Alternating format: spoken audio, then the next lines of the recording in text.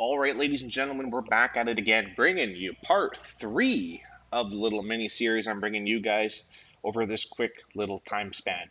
In the first one, we talked about what is supply and demand, the basics of it, price action basics, how to identify and draw supply and demand zones. And then in part two, we basically talked about understanding trends, multiple time frame, and price action number two, a second level of price action. That basically went into part three as I talked about. So if you haven't checked out part two, make sure you check out part two. And if you haven't checked out part one, check out part one. It's very important. If you guys want to reach out to me on social media, Moneyball Austin, Twitter, Instagram, Facebook. If you want to like the video, I'd appreciate it. All right. Comment if you have any questions, subscribe. It's completely free. And hey, love you guys for being here, man. There's so many videos out there on YouTube, man. I don't know the exact numbers of how many minutes or videos are uploaded a minute, or even on this concept of this methodology or trading, but I really appreciate you guys checking it out, man. Just want to let you guys know. All right, so previously we did talk about, well, I just mentioned what we talked about. Let's talk about more on understanding trends because we talked basically what I was supposed to talk about in part three, kind of top-down analysis and extra tips. So I will actually continue to give you more tips as well as talk about more understanding the type of market that you are in, right? Understanding if you're in a downtrend, counter trend market, sideways market, it's important to understand and kind of just put a little sprinkle on every little thing. We are looking at BTC. Oh, really quickly, if you guys want to check out that free masterclass, free course where I do cover more of this in topic, moneyballtrading.com. Check it out. Fantastic. You get my top three tips, why 90% of the traders are losing money, bonuses covering step by step becoming a consistently profitable trader from break even to consistently profitable, or from losing trader to break even. I have it all laid out for you guys, so make sure you check that out. Also covering more of the supply and demand methodology, as well as my tips videos. If you guys want more of that, go to my YouTube, go to click the tips playlist, and you can check out all these. Basically what I'm covering, but in more detail. All right, so everything's laid out for you guys. It's absolutely fantastic. It's a great YouTube channel. Traveling around the world, showing you guys my vlogs, sharing the information that I know, and it's fantastic. I'm out here in Mexico right now. Right now, there's a big airsoft battle outside on my street. About 5 or 6 little Mexican kids are out there shooting airsoft guns at each other with no safety precautions, no sunglasses, no nothing. Just shooting each other, and then one adult guy with one leg is out there ganging up on the guys, and they're trying to gang up on him. He's hiding in his house, and he's got the best gun. He's got the big gun. And he's shooting people down. And you got kids down the block that are shooting off fireworks. You just gotta love Mexico, you know? Love it. So let's get into it, understanding more types of trends. In part one, we did talk about this BTC, this 4-hour supply zone, if you remember, right? How to identify and draw zones and understanding how we're drawing them. So that was the supply that we marked off, right? Very strong and balanced. We understand that a lot of sellers are coming into the market. Why? Because they're making these big footprints, these big red candles. What is the trend? Well, it's in a downtrend. Why do I like looking for selling opportunities in here? Well, we're in a downtrend. We identified where the sellers are located. Prices has retraced back up into that supply zone. We are trading with the trend. We are trading inside supply. We're trading actually below the 200, 100 moving average as well. We made a correction move. If we kind of look at what are the impulse corrections, it's important to understand that.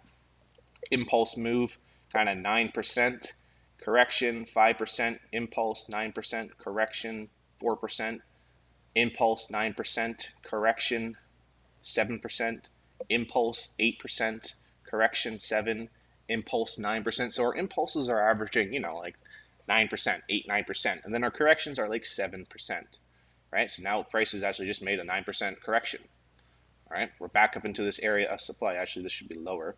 So it's like a 10% impulse move, and now prices just made a 9% correction. So it's definitely a good time to be looking for selling opportunities. And we can clearly see that those sellers have started to hold that area of supply. All right, trading with the trend, trading in supply, understanding, hey, you're trading with the trend, counter trend, whatever. You know what I mean? So definitely I like looking for selling opportunities in there. And then we understand, hey, if we're in a downtrend on the 4-hour, guys, what's the trend going to be on a smaller time frame? It's going to be up, right? Because we're going down to a smaller time frame. For each 4-hour candlestick, I don't know my math. My math is horrible. If we go down to a 5-minute, there's many more 5-minute candlesticks, right, in a 4-hour candlestick.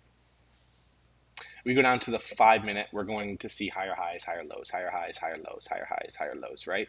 As it goes up into it. But why might we be looking for selling opportunities? It's because it's inside a higher time frame supply zone.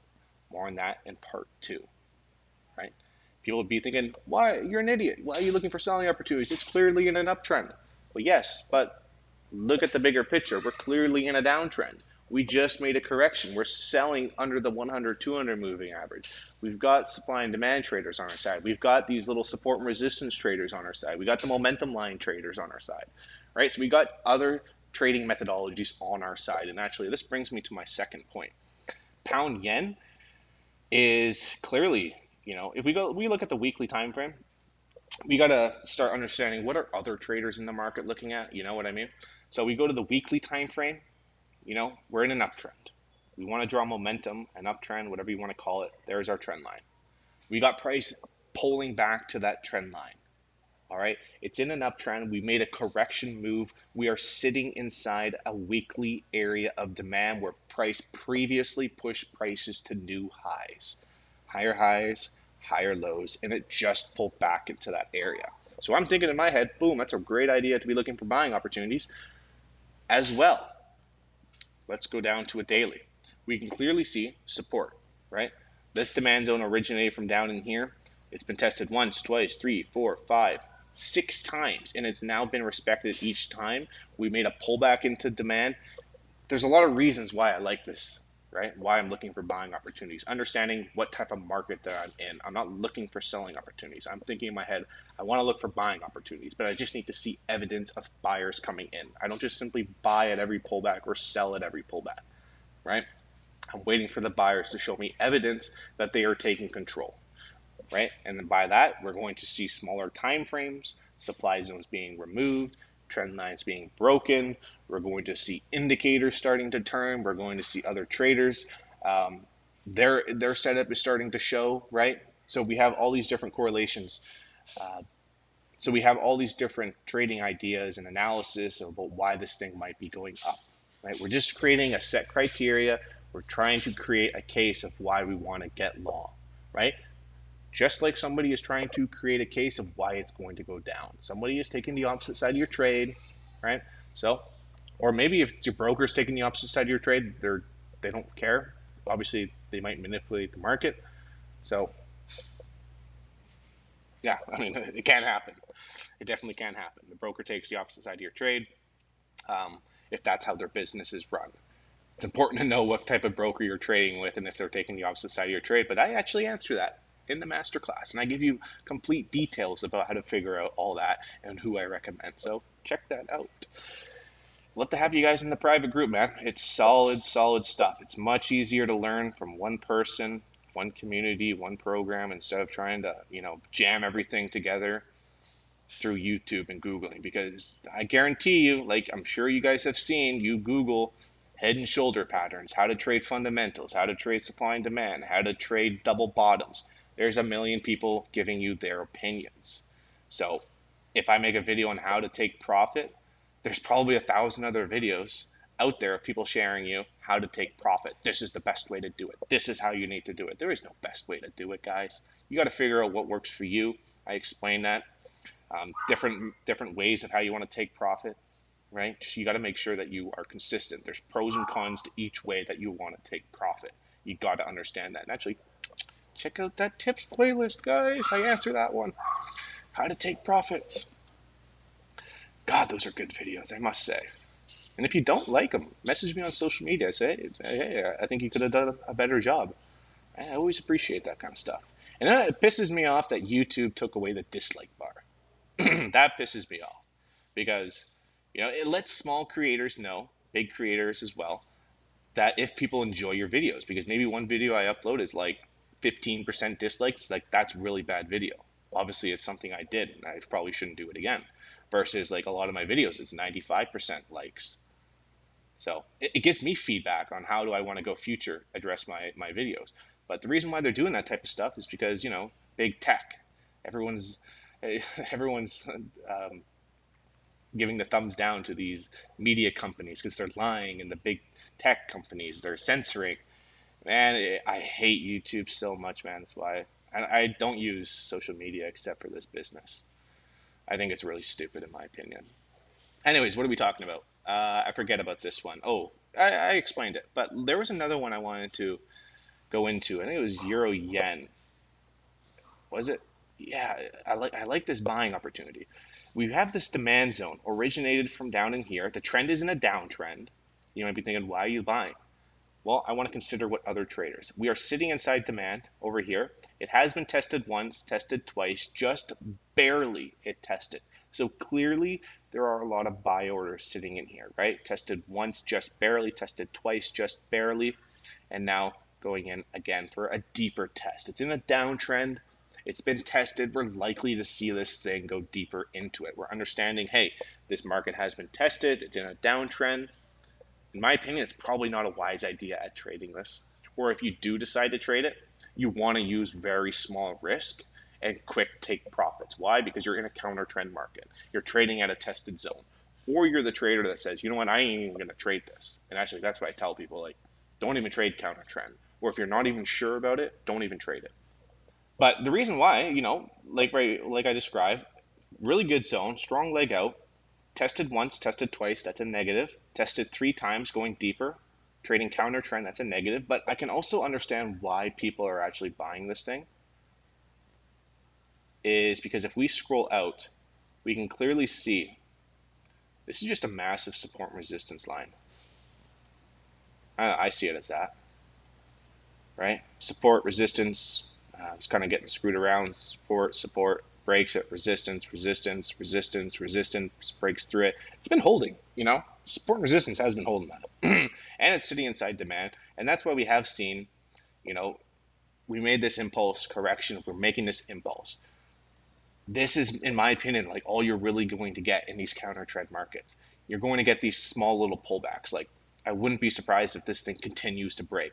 That's our trend line. We're making these small corrections, right? There's not much room to play with. So that's why you're going down to a smaller time frame and really just trying to get a quick trade in, right? Waiting for that price to enter, seeing if you can catch a buying opportunity. But there is another one that I wanted to look at. Okay, here on Euro Pound, this is, I guess, another example of understanding what type of market that we are in and why we could be looking for selling opportunities. Clearly, downtrend, lower lows, lower highs, lower lows, lower highs. We have an area of supply right here on our charts. Why? Rally, base, base, base, base, base. Very strong drop, very strong imbalance. This is telling me a lot of sellers came into the market up here. They may see value in it again if prices pull back up into it.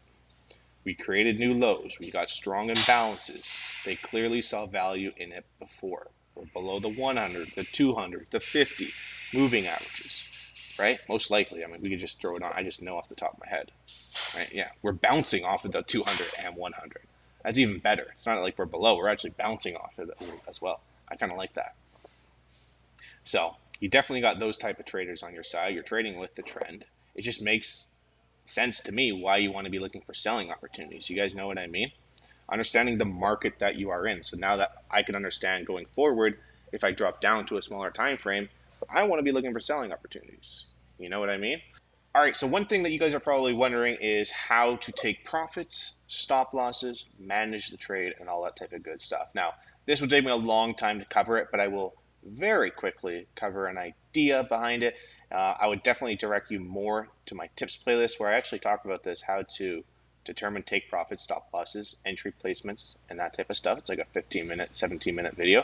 So I definitely can't include it in this probably already 12, 15-minute segment. I already ended the video, but once I clicked end, I realized I didn't talk about it, so I'm going back and adding to it. All right, so I got to redo this. So when it comes to take profits and stuff like that, let's actually just talk about a trade. I didn't get any trades today, but a trade that I was in yesterday. Let's talk about cotton. I was long on this little 15-minute drop-based rally demand zone right in here. Now understand there are tons of ways to take profit. Do you want to get out of 1-to-1, 2-to-1? Do you want to have 2 take profits? Do you want to have 3 take profits? How are you going to manage The trade after you do take your first take profit, are you going to follow your stop loss up to just break even and then hold out? Are you going to move your stop loss up to the pivot highs and follow it and continue to move it up higher as higher highs and higher lows are created? Or if you're selling, move the stop loss down to the lower lows, lower highs as they keep going down. There's so many different ways that you can manage it, so I can't cover it all, but understand there are pros and cons to each way that you decide to manage a trade. Definitely. And I outline it in that little video for you guys. That's extremely good. Um, Obviously, if you're a type of trader that likes to have a high win rate, then you're going to want to get out quicker, right? If you go for like a 2 to 1 or 1.5 to 1 and get out, you're going to have a higher win rate than somebody that trades the exact same trade setup but asks for more in the market. If one trader wants just a 2 to 1 and get out versus a trader that wants to get like a 4 to 1 and get out, that 4 to 1 trader is going to have a smaller win rate. It's just impossible not to have that, right? You need the market to go more in your favor versus the trader that's only asking 2 to 1. So maybe you're a guy that really likes to have a higher win rate versus a lower win rate. Maybe you're crazy after you lose 4 or 5 trades in a row. I don't like losing 5 trades in a row. They happen. They happen to everybody sometimes. But I personally don't like that. Coming from like a sports background where I was on, majority of my life winning teams. So I think I've just programmed into my head I like to win. I don't want to lose. I don't want to lose. But it's nice to always make more on your winners instead of just getting out at the simple 1 to 1 and stuff like that. So it's completely up to you. Now, the reason why or how I take profits is I like to get out at the opposing zone. So if I'm going to buy this demand zone, I'm going to buy it on the pullback, which I get filled here, right? I am going to get out before this opposing supply zone. I see the market offering me a 2 to 1, right? I think it was offering 3 to 1 or something like that, depending on where my stop loss was, which is like something like around here. I got out at a 2 to 1. If I got out at a 3 to 1, I'd be kind of getting out right here in the middle of the zone, and I don't want to play that type of market, right? I don't want to take that chance. That is my opposing supply zone where I see sellers taking control. Why there? Well, look at the imbalance. It's a rally-based drop, isn't it? Going back to part 1. If you haven't checked out part 1, check out part 1. I will put all those videos in the link below, in the comments below, or in the description below. The rally-based drop, basing 4 bases, right? And then very strong imbalance. So clearly they took control up there. I want to get out before that supply zone. So that's why I get out at a 2 to 1, right? Let's go into another trade. Let's just go to my trade review tab. New audio detected. Don't switch. I don't know. Trade review. So USD. Oh, okay, that was a stop out. So this was a losing trade. I took the pullback here on this one. I was asking for a 2 to 1. I was trying to get out right there at that opposing supply. It just missed my take profit. It actually went 1.8 to 1 and then reversed and stopped me out. So I was looking to get out at that opposing zone. Now another one here, US 100. I took 2 positions on this trade. I took my first one here. I got to read this. I got filled on the pullback of my first take profit, and my first take profit at 1.2 to 1 was hit. I then moved my second order stop loss to break even and let it run to see if price could hit my 3 to 1 take profit. So I moved my second order stop loss to break even, and I still had my third take profit down in here, like down in this general area as a 3 to 1. It got me filled. It was a very fast trade. It hit my take profit. I moved my stop loss to break even on my second position. It stopped me out at break even, and then it continued on to hit my third take profit, but obviously I was out of the trade by then, right? So that's a pro and con right there. If I got out completely at like a 1.2 to 1, I would have made more money, So there's a pro and con right there. But statistically, I get paid on those, higher risk to reward trades, but they don't hit every single time.